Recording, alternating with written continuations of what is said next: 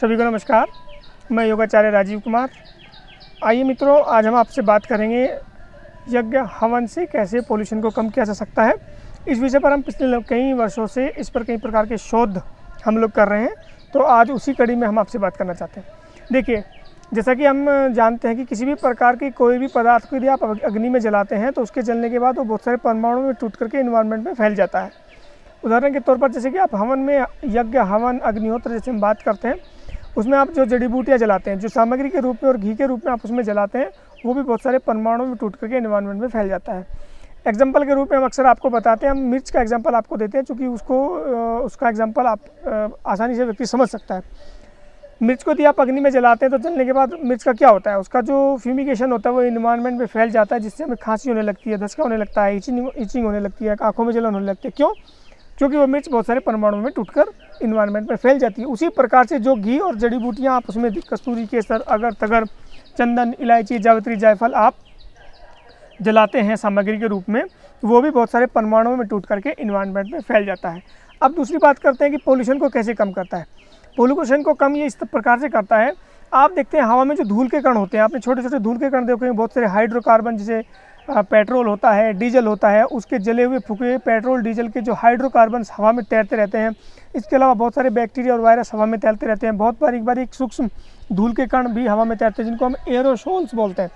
Aerosols जिनको हम बोलते हैं, आप देखते होंगे कई बार आपके घर की खिड़की से कोई भी धूप की किरण, सूर्य की किरण आती रहती है, तो उसमें आप देखते हैं थोड़े छोटे छोटे धूल के कण हवा में तैरते रहते हैं। तो कई बार आपके मन में प्रश्न होता है कि धूल इतनी हवा में कैसे? वैसे आपको नग्न आंखों से दिखाई नहीं देती है, लेकिन जब कोई सूर्य की किरण आपकी खिड़की से घर के अंदर प्रवेश करती है, उसमें आप बहुत सारे इस प्रकार के धूल के कणों को देख पाते हैं।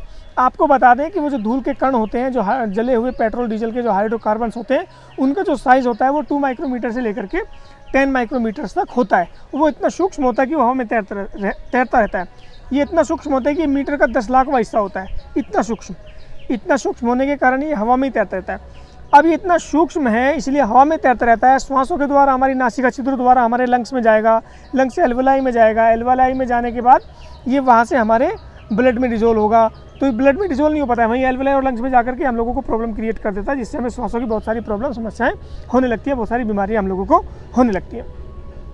तो यदि वो जो एरोसोल्स हैं, जो धूल के हाइड्रोकार्बन और जो बैक्टीरिया वायरस हवा में, यदि हम उनका छोटा साइज़ है वो हवा में तैरते थे, यदि हम उसके साइज़ को थोड़ा सा बड़ा कर दें, थोड़ा सा बड़ा यदि हम उसको कर देंगे, तो वो गुरुत्वाकर्षण बल के कारण पृथ्वी की सतह पर आकर के बैठ जाएगा, जिससे उसके लेवल में कमी आएगी। कई बार आप देखते होंगे कि SPM लेवल कितना बढ़ गया, सस्पेंडेड पार्टिकुलर मैटर्स हवा में इतने हो गए। दिल्ली में कई बार आप देखते हैं बड़े धुआं सा होता रहता है। तो वो जो धुआंसा होता है वो बहुत हानिकारक होता है। उसके लेवल को हवन के द्वारा कैसे कम किया जा सकता है, बिल्कुल शॉर्ट में मैं आज आपसे बात करना चाहता हूँ। आप देखिए, मैंने आपको बताया कोई भी पदार्थ आप अग्नि में जलाएंगे तो वो बहुत सारे परमाणु में टूट करके एनवायरमेंट में फैल जाएगा। और ये सिद्ध हो चुका है कि अग्नि में कोई भी पदार्थ आप जलाएंगे तो वो 1700 गुना बड़ा हो जाता है।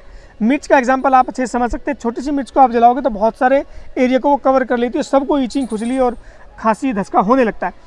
उसी प्रकार से जो देसी गाय का देसी घी आप अग्नि में जलाते हैं, जो हवन के द्वारा जलाया जाता है, वो भी बहुत सारे परमाणु में टूट करके इन्वायरमेंट में फैल जाता है। और इन्वायरमेंट में फैलने के कारण वो क्या होगा, वो भी बहुत सूक्ष्म होगा, चूँकि वो भी जलने के बाद हवा में फैलेगा। जो मैंने आपको एरोसोल्स, हवा में तैरने वाले जो हाइड्रोकार्बन्स आपको बताएगा, वो घी हवन कुंड में जलने के बाद हवा में फैल जाता है और जाकर के जो आपके SPM है, सस्पेंडेड पार्टिकुलर मैटर्स, जो एरोसोल्स जिनको हमने बोला, छोटे छोटे जो कण हैं हवा में तैरते हुए, जिनको पोल्यूशन के रूप में हम देखते हैं, वो उनके ऊपर जाके चिपक जाता है, उनको एंट्री कोट करता है, उनके साइज़ को बढ़ा देता है। और उनके साइज़ को इतना तक बढ़ा देता है कि मैंने आपको साइज़ बताया 2 माइक्रोमीटर से लेकर के 10 माइक्रोमीटर्स तक होता है। इनके साइज़ को 100 माइक्रोमीटर्स तक ले जा सकता है हवन में जो घी आप जलाते हैं। और जलने के बाद वो जब उस पर चिपकेगा तो वो फिर एक दूसरे से आपस में वो कण चिपक करके वो साइज़ बड़ा हो जाता है, और गुरुत्वाकर्षण के कारण वो पृथ्वी की सतह पर वापस आकर के बैठ जाते हैं। इस प्रोसेस को हम डिपोजिशन बोलते हैं। डिपोजिशन का प्रोसेस ये होता है जिसमें हम लोग इन्वायरमेंट से पोल्यूशन को कम करने का काम कर सकते हैं। इसके अलावा उनमें से निकलने वाले menthol, phenol, ammonia, indole, formalin और फॉर्मल्डिहाइड गैस होती है, जो हवन कुंड से निकलती है, वो इन्वायरमेंट में हानिकारक बैक्टीरिया, वायरस को मारने का काम करती है। क्योंकि बहुत सारे इस तरह के रिसर्च हमारे ऋषि मुनियों ने किए हैं, जिनके द्वारा हम लोग बहुत सारी बीमारियों से बच सकते हैं। ये सूक्ष्मता का विज्ञान है, बहुत बारीक विज्ञान है। इस बारीक विज्ञान को हम लोगों को समझने की आवश्यकता है। यदि हम इस बारीक विज्ञान को समझ जाएंगे, सूक्ष्मता के विज्ञान को समझ जाएंगे, तो एक बहुत बड़े कल्याण की दिशा में हम लोग आगे बढ़ सकते हैं। मैंने आपको बताया कि इससे बहुत सारे रोगों को भी ठीक किया जा सकता है। जो जड़ी बूटियाँ आप खाते हैं, खाने के बाद वो इंटेस्टाइन में जाके इंटेस्टाइन इसको सक करती है, सक करने के बाद वो ब्लड में डिजोल्व होगी, फिर बॉडी के अदर पार्ट तक जाएगी। तो वो एक प्रोसेस है, वो ठोस चीज़ आप खाओगे तो वो अंदर बॉडी में जाके डिजोल्व होकर के आपके शरीर में जाएगी। उसी प्रकार से आप यदि लिक्विड को लेते हैं, पानी पी लेते हैं, या फिर इंजेक्शन को डायरेक्ट अपने बॉडी में इंजेक्शन लगाते हैं, तो मेडिसिन आपके ब्लड में डायरेक्ट डिजोल्व हो जाती है और वो फिर बॉडी में काम करती है। क्या कोई चीज़ ऐसी भी है जो हम डायरेक्ट बॉडी के अंदर हवा के द्वारा भी तो अपने अंदर प्रवेश करा सकते हैं? हवा के द्वारा बहुत सारी जड़ी बूटियाँ जलाने के बाद धूम्र चिकित्सा जिसको हम बोलते हैं, फ्यूमिगेशन जब होता है, तो जड़ी बूटियाँ आप हवन में जलाने के साथ साथ वो वायुमंडल में फैलेगी, श्वासों के द्वारा आपके शरीर के अंदर जाएगी। हाँ, बशर्ते कि हवन करने का प्रोसेस यदि सही है तो आपको लाभ होगा। यदि आपने प्रोसेस को गलत किया तो आपको नुकसान करेगा। कई बार लोग तसले में हवन कर देंगे, कहीं भी खुले में हवन कर देंगे, 4 ईंटें रखेंगे, वहाँ पे हवन कर देंगे, यज्ञ कर देंगे, अग्निहोत्र कर देंगे। नो, वो प्रोसेस एकदम रॉन्ग है, एकदम गलत है। उसके लिए एक विशेष टेम्परेचर की जरूरत होती है, विशेष टेम्परेचर पर वो अग्नि जलती है। आप हवन कुंड के साइज़ पर हम कभी बात करेंगे, वो उल्टे शंकु के आकार का वो होता है, उसका एक साइंटिफिक रीज़न है। लोग कैसे रोगों को ठीक कर लेते थे, आगे आने वाली सीरीज में मैं आपको इस बात से अवगत कराऊंगा। लोग पानी, हवन कुंड की राख को पानी में क्यों डालते थे, बहते हुए पानी में डालते थे, उसके मैं साइंटिफिक रीज़न आपको आने वाले समय में बताऊंगा। इसके अलावा जो जड़ी बूटियाँ आप हवन में जलाते हैं उससे तरह तरह के रोग, स्किन डिजीज और बहुत सारी बीमारियों को आप ठीक कर सकते हैं, उसके बारे में मैं आपको बताऊंगा। ऋषि मुनि लोग अपने घड़े में शाम को हवन की एक चुटकी राख डाल के सोते थे, अगले दिन उसी को पानी को पीते, तो उसका साइंटिफिक रीज़न मैं एक दिन आपको आने वाले समय में बताऊँगा। अतिवृष्टि और अनावृष्टि, ऋषि मुनि लोग कैसे बारिश करा लिया करते थे, कैसे बारिश रोक दिया करते थे, वो एक विज्ञान था, उस पर भी हमने थोड़ा थोड़ा काम किया है, उसके विषय में भी मैं आपको आने वाले समय में बताऊंगा। ये एक बहुत बड़ा विज्ञान है, ये एक इतना बड़ा विज्ञान है, ये आपके मन से लेकर के आपकी मानसिक शांति से लेकर के आपकी पारिवारिक शांति, आपकी सामाजिक शांति तक को ठीक करने की सामर्थ्य रखता है। पहले 2 ही विज्ञान थे, एक आध्यात्मिक विज्ञान और एक था हमारा भौतिक विज्ञान। ये दोनों का समन्वय है। विज्ञान और आध्यात्म के समन्वय से यदि आप आगे बढ़ेंगे तो आप देखेंगे बहुत सारे बेनिफिट आपको होने वाले हैं।